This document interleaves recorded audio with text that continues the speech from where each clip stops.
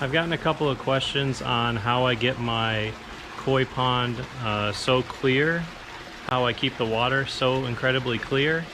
It's an outdoor koi pond with plants. It's well stocked, and I just wanted to kind of go over how I keep my pond so crystal clear even in the summer. So let's just dive right into it. The first thing that I do is I have sail shades that pretty much block all the sun from hitting it, at least most of the sun from hitting it during the day. You don't want a absolute ton of sun hitting your koi pond. I'm down here in Texas, so it's very hot, and that 100% causes the algae to explode. Let's go through my first thing in the filtration system is my pump. So let's go over my pump. So here's my pump. This is a Shinmeiwa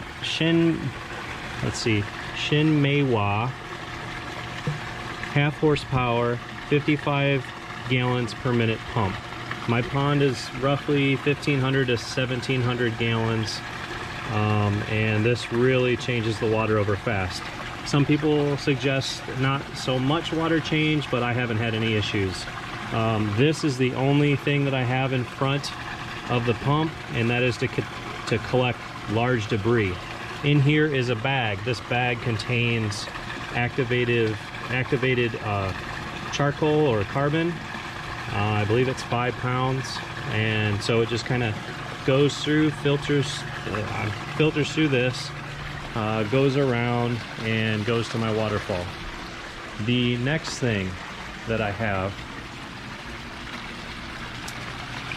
you can see my little lazy river. This is my bog. So well, actually, let's finish with the waterfall. In here I've got bio balls. On top of that, what you see right here is polyfill to collect real tiny fine particles, and then it just basically goes right back into the pond. So that's all that is. I teed off of the waterfall. It comes over here, goes up, goes down to the bottom, and then filters up through granite rocks, where it then overflows and then goes back into the pond. Here I've just got a bunch of elephant ears and some seaweed looking stuff to kind of collect and feed off of the nitrates that are in the pond. The next thing that I have for this pond, and we have to go over here, I have another stock tank. Now this is a recent addition, but this stock tank is filled with plants, a aerator. All this pump does is take water from the pond, put it in here, and it goes back. So any sediment kind of falls to the bottom of this pond.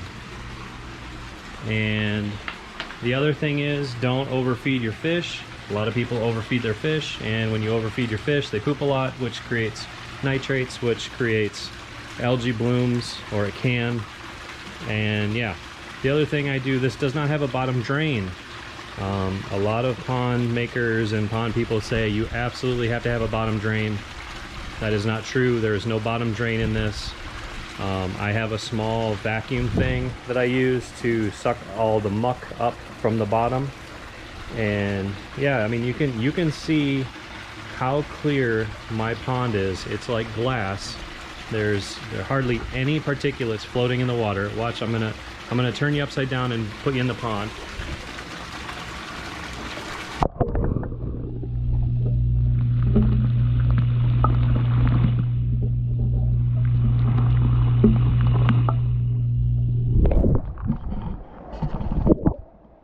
Shake out the water. Hopefully the microphones pick me up. But there you can see, this is how I keep my pond absolutely crystal clear. It's a simple setup. It doesn't cost a lot of money. You don't need a massive pond filtration system for this size pond. If you were to go bigger, I still don't think you need a huge, very expensive system That pump is a $350 pump, which is the most expensive part of the system. The rest is just mechanical and biological filtration. I do clean out the filter every, say, or this panel every, say, 3 days or so when it gets some muck in it, and I vacuum the pond once in a while. But yeah, it's really not too bad. And then I'd say every 2 weeks I come over here, turn this valve, which slows I turn it but don't close it, open this up, and I take my shop vac and I blow air into this system, churns all this water up and gets rid of all the fish poop. And I'm gonna start saving the fish poop and putting it in 1 gallon containers, and I might start selling it because it's the best fertilizer you can get.